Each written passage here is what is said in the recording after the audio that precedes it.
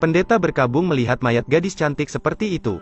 Namun setelah mereka pergi, mayat itu kejang-kejang, lalu secara ajaib hidup kembali.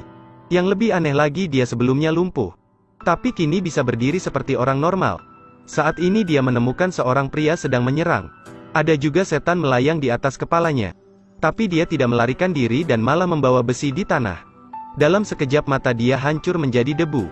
Namun gadis itu tidak menyadari bahwa di belakangnya ada cahaya. Ini adalah perasaan kebebasan, akibat menderita polio sejak kecil. Jadi dia tidak bisa kemana-mana.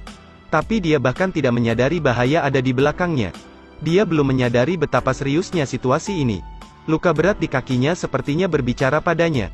Ini bukan mimpi. Namun tak lama luka itu otomatis menutup. Dia memiliki kekuatan super. Saat ini lampu di punggungnya juga berkedip tanpa suara. Ternyata sebelum hidup kembali, seorang biarawati yang bertugas menangani setan ada di dekatnya. Sayangnya mereka harus menyergap tentara bayaran.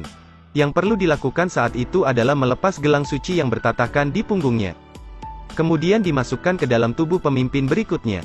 Penerima cincin suci akan menjadi generasi penerus. Saat ini biarawati ingin melarikan diri melalui pintu belakang.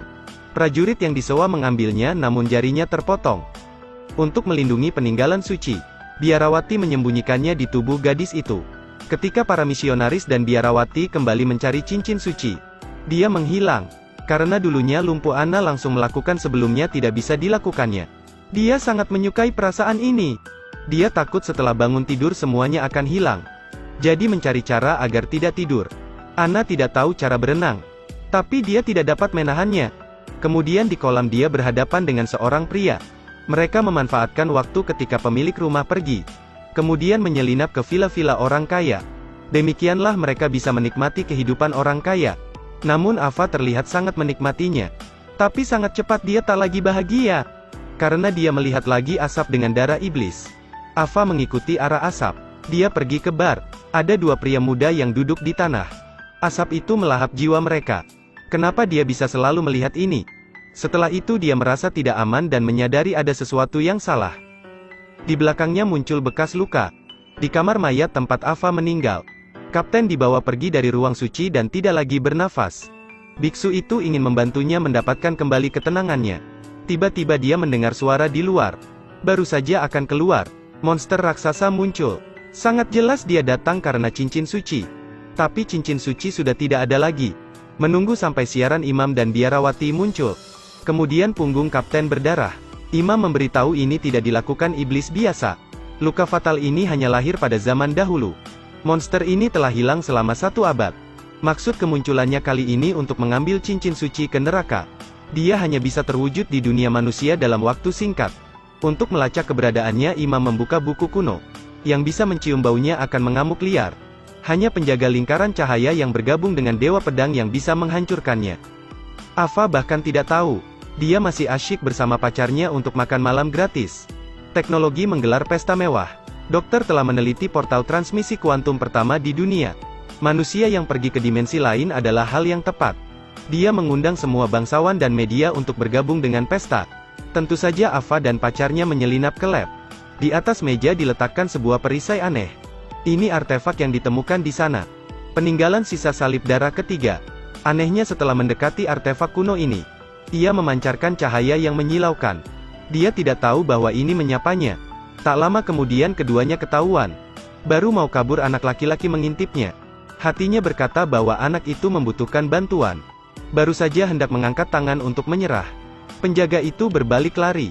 Monster muncul. Untungnya para biarawati tiba pada waktunya. Tapi sepertinya monster menghiraukannya, dan hanya membidik Ava. Namun dalam keadaan darurat punggungnya mengeluarkan cahaya yang menyilaukan. Monster itu tidak sempat keluar. Tangannya berasap. Dalam bentuknya yang aneh. Ada segerombolan pendekar yang memperhatikan keanehannya. Sekali lagi Ava berbaring di tempat tidur. Ternyata dia tidak bisa bergerak. Mungkin lumpuhnya kambuh lagi. Saat ini dia merasa tubuhnya menjadi lebih ringan dan lebih ringan. Ava melambung.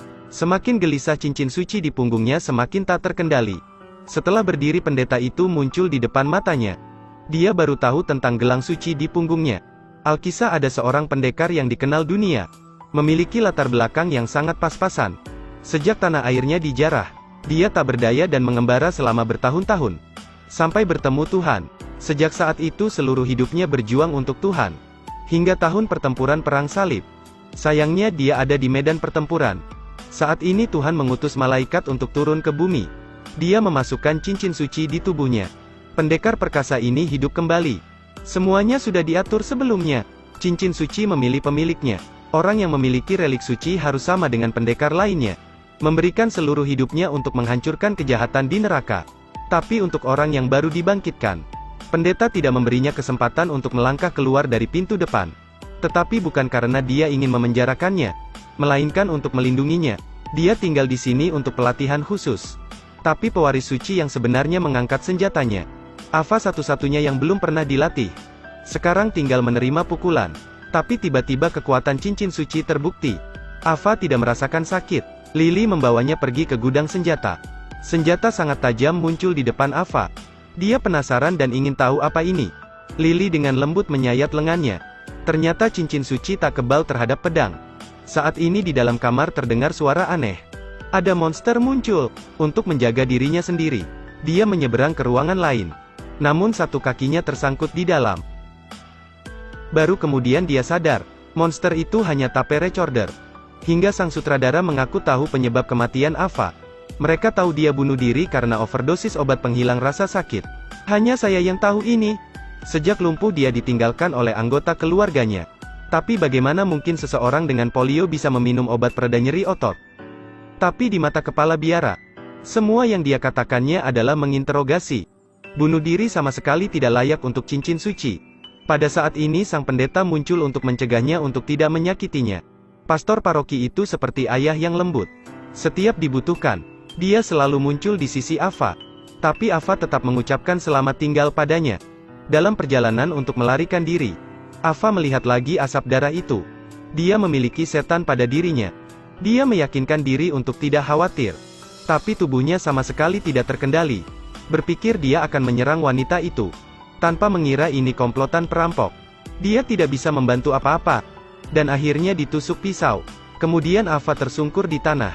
Setelah itu Ava bertemu orang yang ingin menangkapnya. Tapi dia mendengar suara yang dikenalnya. Inilah orang yang dia rindukan siang dan malam. Beruntung ada di sini lagi. Tapi kabar buruknya adalah mereka menjadi sasaran dokter. Ia sedang meneliti bagaimana cara membuka pintu untuk berteleportasi ke surga. Dan anak yang Ava lihat di lab adalah putranya. Memiliki infertilitas bawaan. Dokter mendapatkan anak berkat teknologi buatan. Tapi anak itu memiliki penyakit aneh. Dipaksa tinggal di laboratorium sepanjang hidupnya. Dia ingin membuat portal ke surga untuk anaknya.